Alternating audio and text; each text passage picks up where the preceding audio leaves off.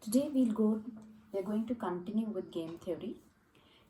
Till the last class we've done different kinds of game, but what we've not considered there is what actions will ultimately players choose. So this concept is called Nash equilibrium.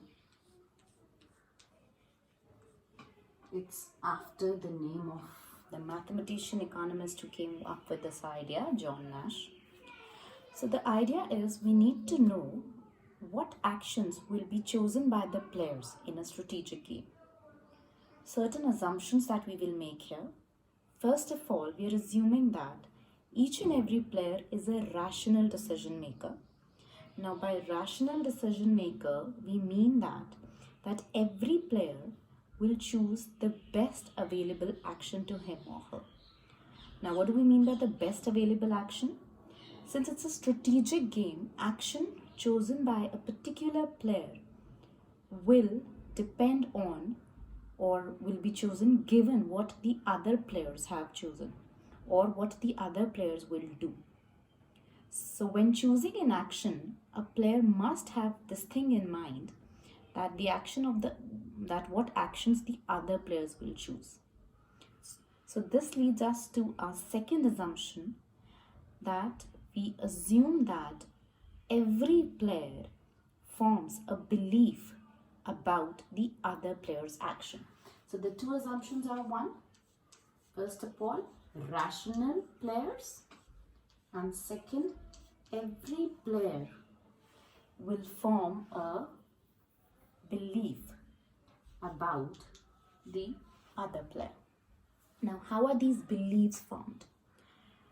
Beliefs are formed by how a game has been played in the past or by a player's past experience in playing the game. One has to be a little careful while analyzing this. When we say on our past experience, we are talking about a general past experience and not our beliefs or a prejudice about any particular player. So it is a general belief that how an opponent will behave.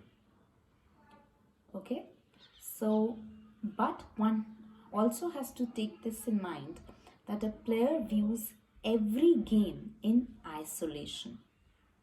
Okay, so she plays every game as a fresh game.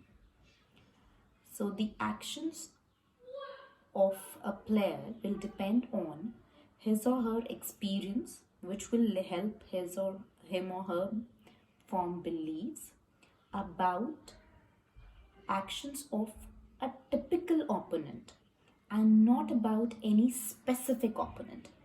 So what I'm trying to suggest here is, what we're trying to understand here is that we will have a belief regarding how a game is generally played, not as in how this particular opponent will play this game. Okay, so sorry.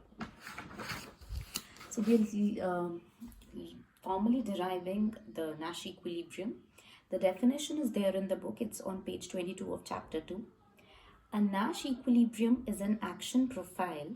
Say A star is the Nash equilibrium action profile, which has the property that no particular individual, say individual I, can do better than choosing an action different from A star I, given that all the other players, say J, adhere to A star. So that means all the other players are playing the Nash equilibrium strategy or action. So player I will also choose the Nash equilibrium action because he or she cannot do better by deviating to any other action other than the one prescribed in the Nash equilibrium. Let's understand this in case of two players. So I'm saying a particular action or a particular action profile, say A star, in a two-player game is a Nash equilibrium. So it implies that, say, player 1 is choosing A star 1 player 2 is choosing A star 2. So here we are saying that player 1 cannot do any better by deviating to any other action apart from A star 1 if or given that player 2 is playing A star 2. Likewise for player 2 also, player 2 cannot do better than playing A star 2 or cannot do better by deviating to any other action if player 1 is playing A star 1. So Nash equilibrium in a very simple language, simply it is, if say player 1 is doing this, the best thing for player 2 to do is this. If player 2 is playing this, the best thing for player 1 is this. So therefore none of the two players will have any incentive to deviate from their Nash profiles.